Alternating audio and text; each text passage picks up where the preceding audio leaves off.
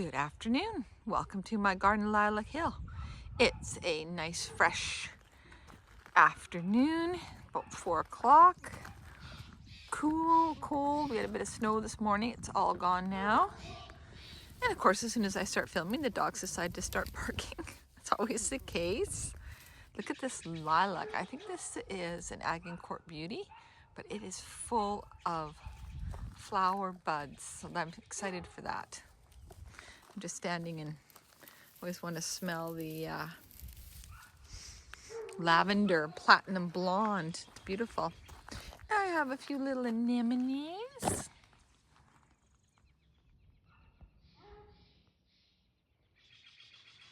Sometimes you got to get down low and look at all the treasures that are coming up. This yew got so big this year. This was like just a cutting from my friend Al, or a plant from my friend Al. He didn't want his hedge, so, but I don't have the heart to cut it. It's quite funny looking. Yeah, so it's just, it's cold now in the shade, not a lot happening. I can see the cat's been digging in here. There's some daisies, and looks like there's real, what's this one called? Real sunbeam daisy gonna come back. I'm gonna take out this paprika yarrow and get the grass gone out of there. That's one of my projects. And I filmed this area before, but I don't think I filmed since I cut the hydrangeas. So I gave them a light pruning. Pruning is not what I would call my strong suit. And I can see here, I've got a cross branch. So I'll probably have to go back in and do a little bit of editing. But these hydrangeas were grown from cuttings of cuttings of cuttings. So they're very old plants, but so successful. And I did pot up some hydrangeas. I'm going to give them to my neighbor. I have a new friend named, I can't remember her name. Oh my God. And Ruth, sorry. It's been a long day. Ruth, and she lives on the corner now, so I'll be sharing hydrangeas with her. I did do some layering. I'm trying to layer one down there. And this is the lace cap and the macrophylla. And I got my supports in early from Lee Valley. But the scent on this Daphne is absolutely incredible.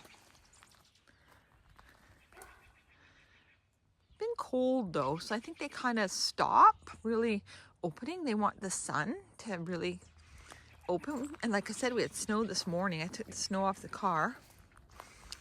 Beautiful. And crocuses. Oh, the hyacinths too. Poppy, royal wedding. There's a really big hyacinth right here. They'd probably be pink. I add a few new ones every year. Oh, and the daffodils, how charming. And there's crocuses back there. Oh, little tete-a-tete. Look how small that is. So tiny, but beautiful. Camera won't focus. Yeah. And it's nice to see the flowering almond is got buds. Charles Jolie also in bud. And then as we come up the hill now, you can see in the afternoon, we're in the full sun. So that is the garden. The garden is shady most of the day. And then by the afternoon, we get hit with the sun. The temperature can change a lot in the course of the day, and especially in the summertime. So the plants have to be tough. They have to be adaptable. And I try to stick to just basics. I don't need to add anything plant-wise fancy or that's going to sort of need a lot of attention anymore. I want stuff that's just going to do well. I showed these Rebecca last time, little self-seeders. So it's just starting to warm up. I have some Russian sage down here. I really like this plant. And then I thought, well, I'm going to just prune it. But I see it's still there. There's a baby ladybug. Look at that. Ladybug. Sitting right on the end. So one must be careful when one decides to just start hacking stuff up and back when things might still be emerging from their sleep. This got my own homemade compost. Very exciting to put that down and dig it in. I can see lots of nice deer footprints through here. They certainly do like to come through this area. That's okay. This Daphne has done well. This is a little tiny cutting from a friend here in town. I got that a few years ago. And I tried to put that grate down right there for the cats, for the litter, but no, they just dig past. They just go around it. Can't do anything about the cats, so just let them have their area. It doesn't really matter. I'm going to add a 4th box ball right here. These are boxwoods that I'm pruning into balls. And I do need a 4th one. Like, it's just screaming for a 4th one now that we extended. This stone rockery really came out well. I really like how everything interlocks. I think I got lucky with them interlocking. I went kind of bigger in the middle and then spreading out to smaller on the sides. And I left one a bit of a flat one right here. So now I've got a new path that I put down. I scraped it all really, really flat. And then I put down the landscape paper. Then I put down the sand. And then I packed it with the soil. And I just keep walking on it and it'll go harder. Look at the peonies. I think that one's Paula Fay. And there's the little one coming up there. Lots really coming up. But this white peony now is in the shade more, but I see it's just starting to get a shoot. Peonies are so good for my area. The upright St. John's wort looks good in the sun coming through. And there's how the sun angles. But in the summer, the sun hits straight on and does actually come into this area. But it's moving across the horizon with each passing week. It's getting higher and higher in the sky. All right, I'm gonna walk back out through on my new path. All these brooks were just found buried on the property. I haven't done too much in here. I'm not really going to go too crazy digging anything up, all the leaves and everything yet. It's early days. And I haven't done anything in my shed. The only thing I do is I go in here and I get, disaster strikes. I did do some sweet peas though. This is just a lot of storage. It's a really nice building though. I think it's gonna make a wonderful studio at some point. Just for writing, reading, relaxing. Of course, I'm still working full time, so that won't be happening for a bit yet. And I have a jar of curiosities in the back corner.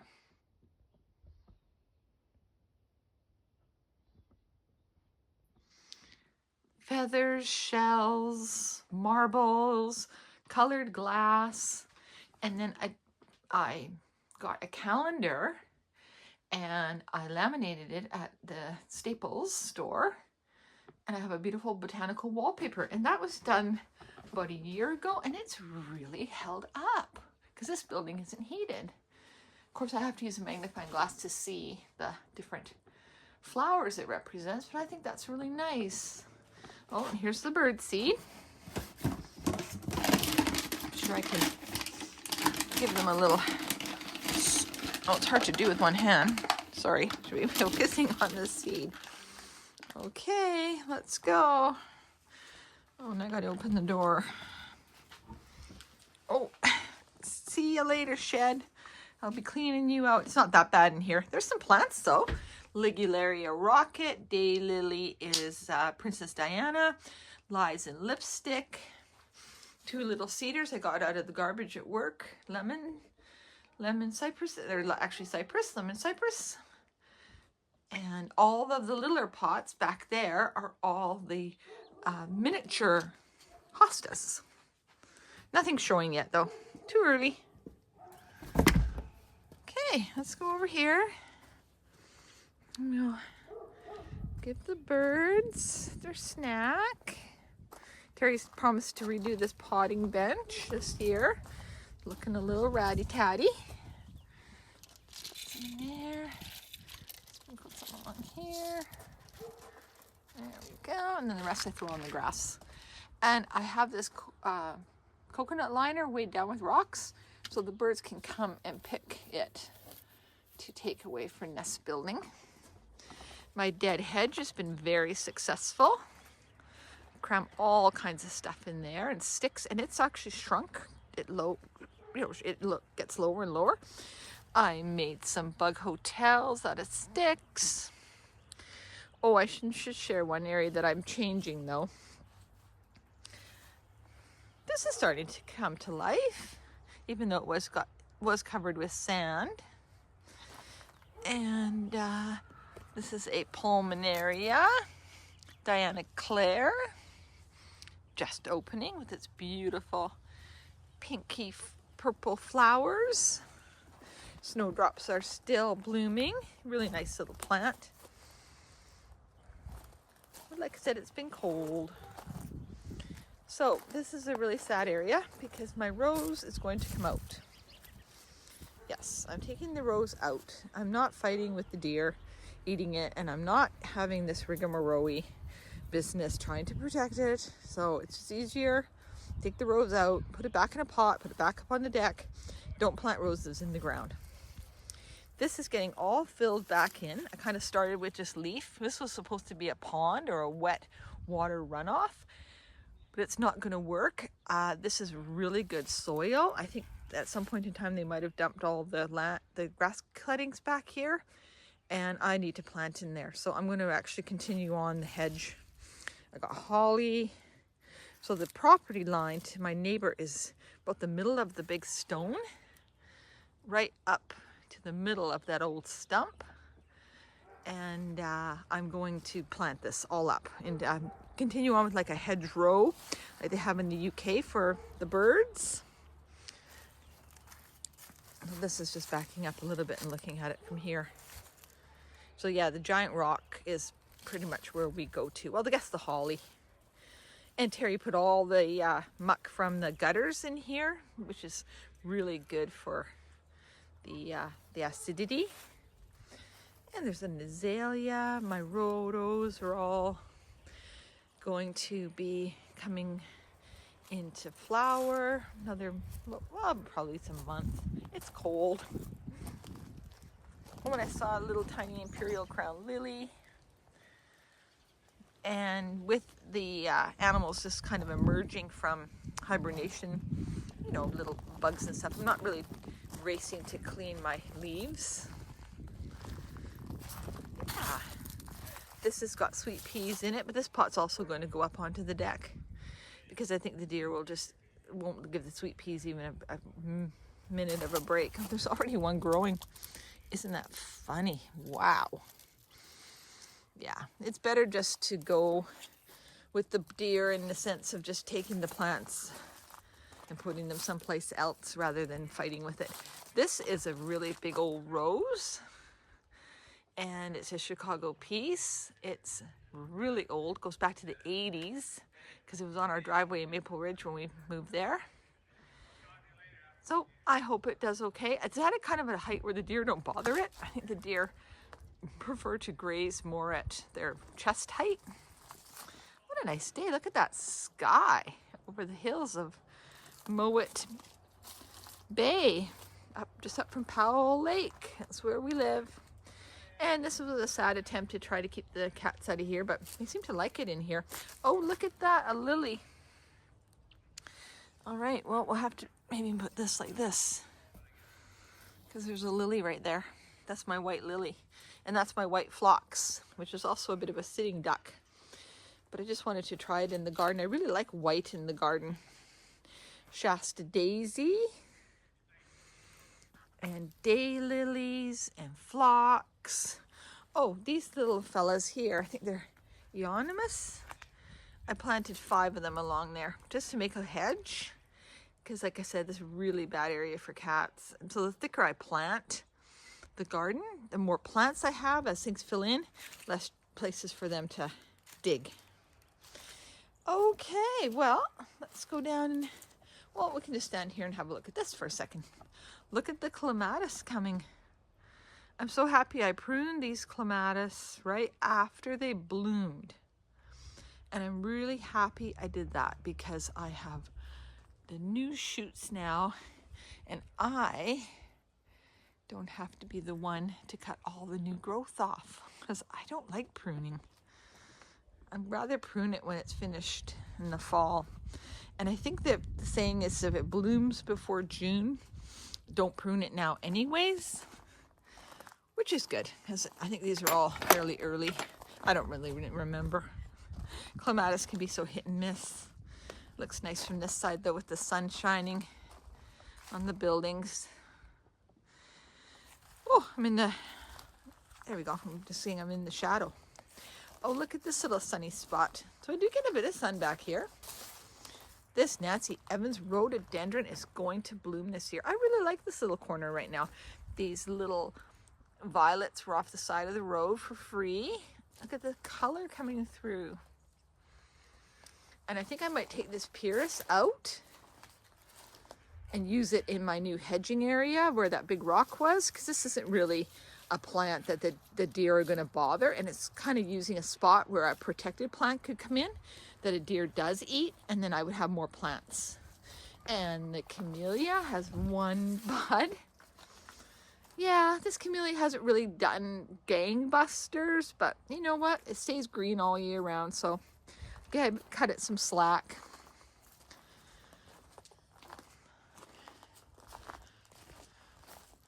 I'm happy with everything though. The macadamia is coming up. That's a plant I've actually never seen in anybody else's garden. And jam, red dragon. But it's cold, early days. There's the hills. We have a little bit of a view of the lake. If we come over here and get past my car. I did my car closer to the house in an attempt to keep the deer off the property, but I don't think it really works. If I put this over the privacy fence and zoom, we can see the lake.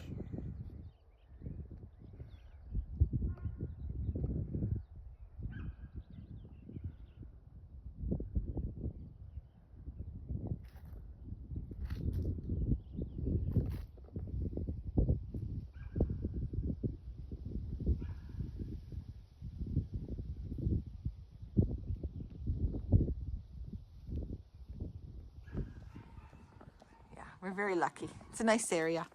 This hasn't gotten anything done with it yet. Again, it's too cold, and I want to paint all the furniture.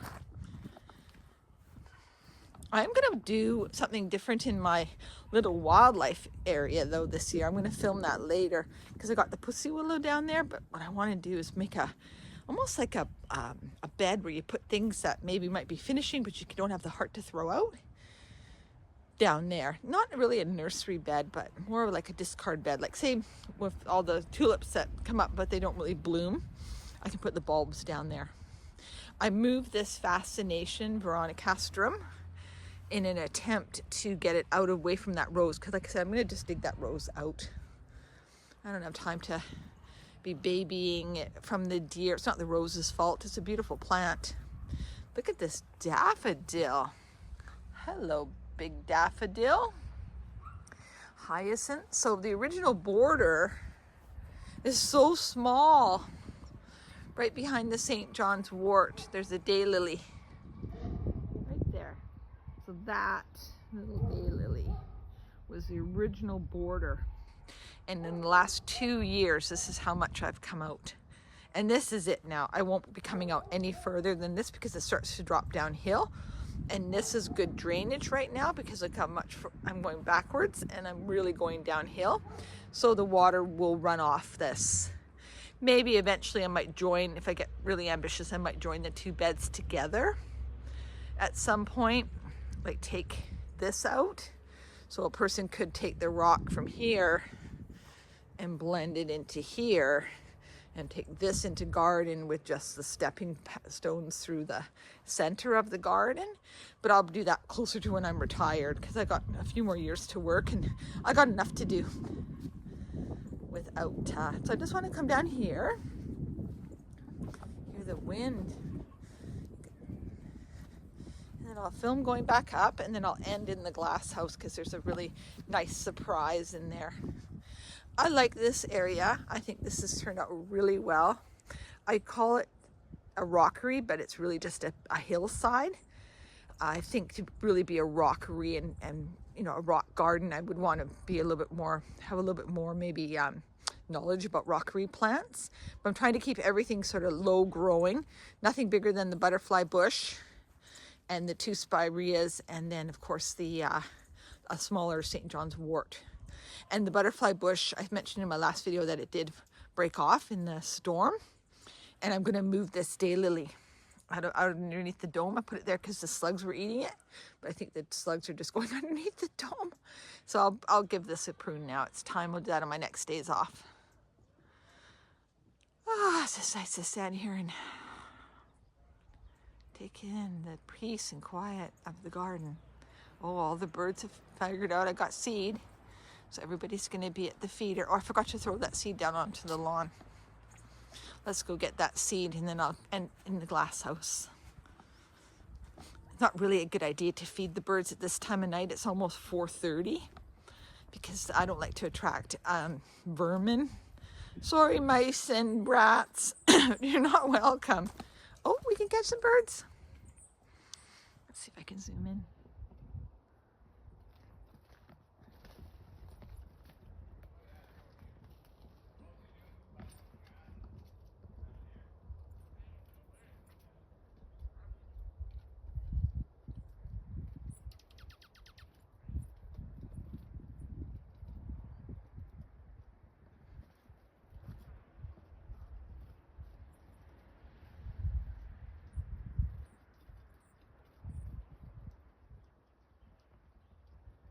The birds make me happy. I think there's more bickering going on than actual seed eating. They seem to scrap a lot. It's quite funny. But if they picture this as a nice hedgerow and then covering the neighbor's shed, I think this will be a great corner, just keeping it on the property line for wildlife, where they can just go in there and build their nests and not be disturbed. Okay, let's just chuck this, a little bit of this onto the grass. I've just picked up the seed. So I like to feed them a little bit in here. Just bear with me. There we go. Yeah, everybody wants a snack. Just a little bit. Because, like I said, I don't want to attract rats. Okay, let's go in here and end with a nice surprise. Oh, look at these daffodils. I like this display. I like displaying in front of the building and showcasing everything. Oh, my mom bought me that hanging there. It's a feeder, or not feeder, it's a pack that you put your stuffing into for bird nesting, hummingbird nesting. I thought that was a nice gift. This is going to get planted up in yellow petunias. And then the two on the shed.